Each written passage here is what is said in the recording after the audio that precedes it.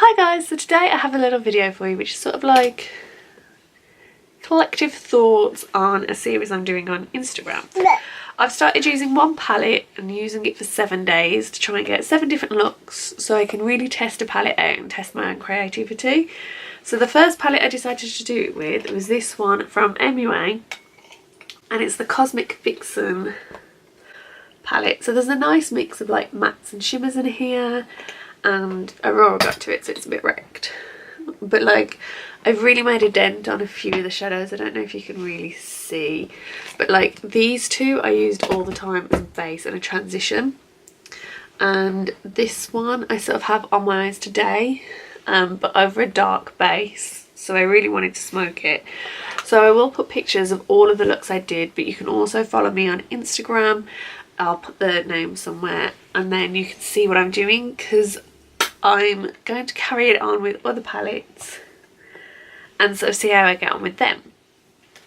So my initial thoughts on the MUA palette is that it does have a nice range of colours, like don't get me wrong, and if I was to finger swatch them they'd come up like quite pigmented for, you know, like what they are. I'll do that one because Aurora's going to get in it otherwise. So there's just 3 colours, so you get a foil, a darker matte and a lighter matte there.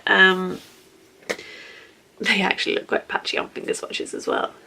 So my main issue with these was that they just weren't hugely pigmented. Yeah, they're quite patchy even on a finger swatch, so you can imagine how bad they'd be on a brush swatch. Like if I just use that purple still and knock the excess off. See? This is a bit more densely packed, so I'll take another shade.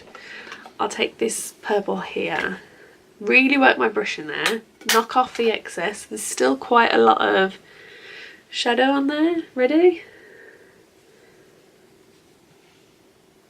Brush wise, there's hardly any pigment, so it all sort of just stays in the brush. So I'm going to do a foil next because they really disappointed me with brushes. Like, so this is a foil here, it looks quite nice. So I'll use the same foil shade, which is this like coppery rosy colour. Really get the shadow in there again, and I'll swap above it. See how patchy they go on? So that was my main issue. You really have to work with these. If you don't mind working with them and putting bases down and building them up, you can get some good intense looks. And also if you just want to experiment with a bit of colour and you're not into the whole Instagram makeup, you can build them up quite nicely, like you'll see through some of my pictures, but it's not an intense pigmented palette. And I know people will say, well, you can't expect much, it's cheap. Like, this is Revolution Pro, which sort of starts at the same base range. Obviously there's similarities, but Revolution Pro, like, I'll use a flimsy brush because we'll see again like how they go on. So I'll use a flimsy brush and I'll use this shade Exclusive. So we'll go in, tap off excess. There's still more pigment there than there is in any of the other shades, and then I'll go in with like a more densely packed brush.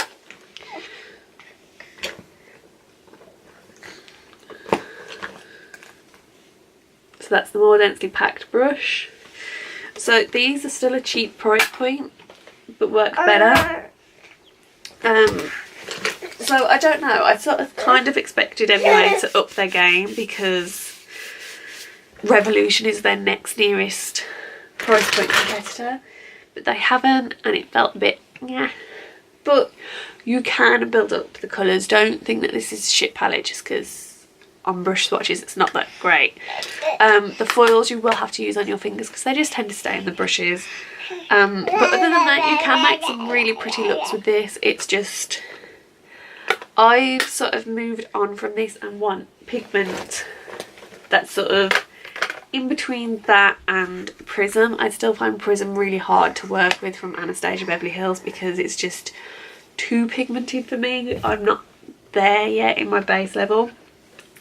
So if you're starting out, I think MUA is great. Like, the pigment won't scare you and you still get colour payoff, but I just didn't think it was a great eyeshadow palette, because I've sort of moved on from that stage in my makeup and I want something a bit more pigmented but that I can still build and work with. So that's that one.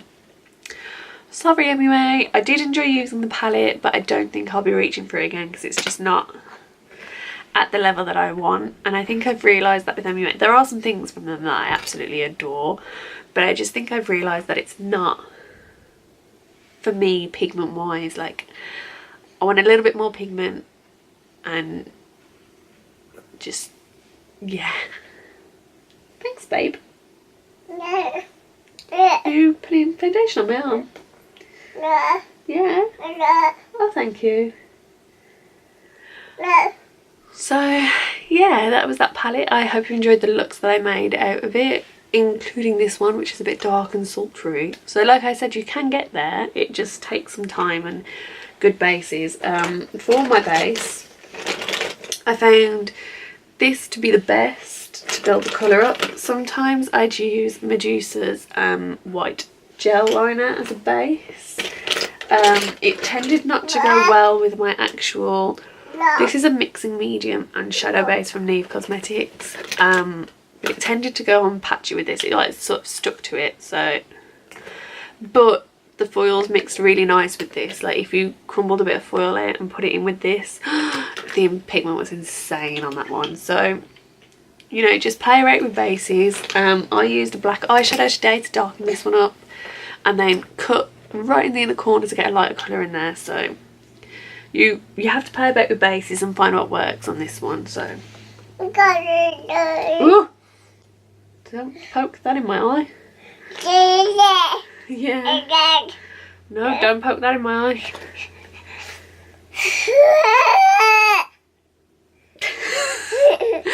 So thank you for watching and I'll see you soon. Bye guys.